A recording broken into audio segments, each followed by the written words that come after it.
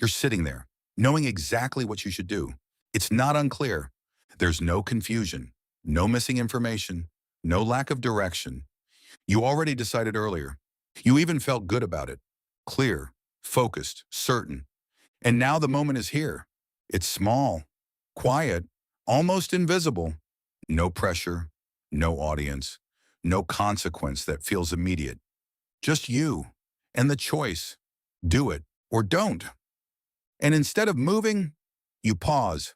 Not long, just enough. Enough for the other voice to step in. Later, not right now.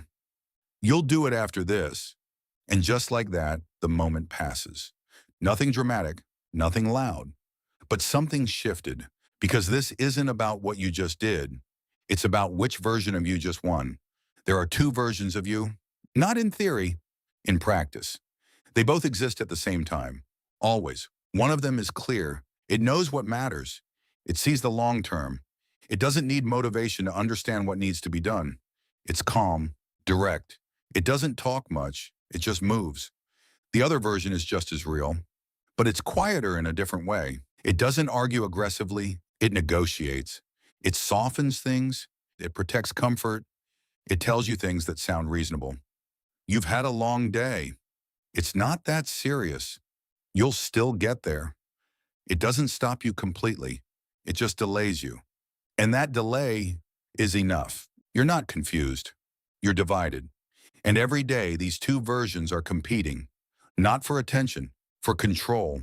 You feel it most when you're alone, not when you're busy, not when people are around, when it's just you. And the moment arrives. You said you would train today.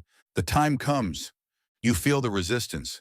It's not overwhelming, just enough to slow you down.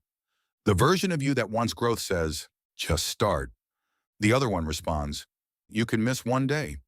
And that's where the fight happens. Not in your schedule, not in your goals.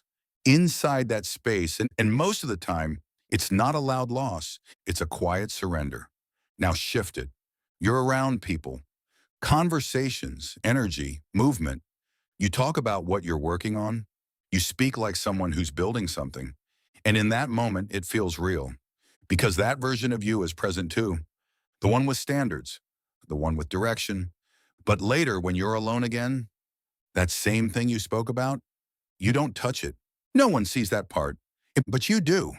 And the gap grows between who you present and who you are when no one is watching. That gap doesn't break loudly. It expands quietly. Every time the wrong version wins. Now look at your work. There's always one thing that matters most, not 10 things. One, you know it. It's clear. But it's also the one that requires the most from you. Focus, effort, presence. So you sit down, open your laptop, and instead of starting, you drift, you stay busy, you move things around. You respond to what's easy, and the real thing stays untouched. That's not lack of time. That's the wrong version winning under pressure. And then there's the part that cuts the deepest. The promises, the ones no one hears. I'm done doing this.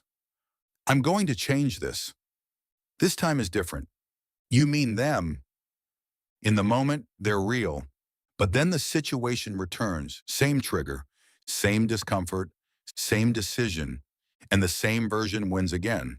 Not because you don't care, because you haven't decided who's in charge. You don't rise to your goals. That's the illusion. You don't suddenly become the person you imagine when things get hard. You default to the version of you that has been winning more often. That's it. That's the system. Whatever you repeat becomes what you rely on. And whatever you rely on is what shows up under pressure. You keep thinking this is about building something new. More discipline, more structure, more control. But that's not the real issue. The real issue is that you've been training the wrong version of yourself. Every time you delay, you train avoidance. Every time you negotiate, you train inconsistency. Every time you break your word quietly, you train a version of you that doesn't follow through. And then you expect a different version to show up when it matters. It doesn't work like that. You don't get access to a stronger version of yourself in important moments. You get access to the one you've practiced. You can't rush foundations. That's where most people lose. They want results, they want progress, they want visible change, but they ignore what everything is built on. The version of them that shows up consistently, especially when it's uncomfortable, especially when it's inconvenient, especially when no one is watching. That's the foundation. And if that's unstable, everything else collapses, no matter how good the plan is. So the shift is simple, not easy, but simple. You stop trying to fix outcomes, and you start deciding which version of you wins in real time. Rule 1. Remove negotiation windows. The longer you think, the weaker you become. That's not weakness. That's how your mind works. It protects comfort. So you don't give it space. You see the moment. You move before the conversation starts. Rule 2. Decide before emotion enters. Don't wait until you feel resistance. Decide earlier. Set the standard when you're clear, then follow it when you're not. Because if you wait to decide in the moment, the wrong version will always have an advantage. Rule 3. Build proof daily. Not big wins, small enforcement. You said you'd do it. You did it. That's it. That's how identity is built, not in intensity, in repetition. Rule 4. Make discomfort familiar. Right now, discomfort feels like a signal to stop. You need to retrain that. It becomes the signal to continue. Not because you enjoy it, because you recognize it. And recognition removes hesitation. Rule 5. Correct immediately. You will slip. That's not the problem. The problem is letting it continue. One missed action is nothing. 2 becomes a direction. 3 becomes identity. So you break it early, fast, before it builds. And this isn't about becoming perfect. It's about becoming decisive in the moments that used to control you, because that's where the shift happens. Not in planning, not in thinking, in execution, under pressure. So stop for a second. Be honest. Which version of you has been winning this week? Not what you intended. What actually happened? Where are you pretending you don't have a choice? Where are you acting like something is out of your control when it isn't? And what pattern keeps repeating that you refuse to name clearly? Sit with that, because those answers already exist. You've just been moving too fast to face them. You don't need another plan. You don't need more information. You don't need a reset. You need to decide who's in charge. Because right now, both versions are still active, both still competing, and every small moment decides which one gets stronger. This isn't a big turning point. It won't feel dramatic. It will feel like the same moment you've had before, the same quiet decision, the same internal pause, the same opportunity to either move or delay.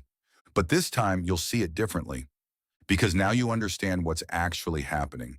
It's not about the task. It's about control. And once you see that, you can't unsee it. You'll feel it in real time, the exact second where the decision happens, the exact moment where one version steps forward, and that's where everything changes. Not later, not tomorrow. There. You don't need to become someone else. You need to stop letting the wrong version of you stay in charge, because the one that wins most often becomes who you are. And from this point forward, you're not undecided. You're not split. You're not negotiating. You decide which version of you leads, and you follow through.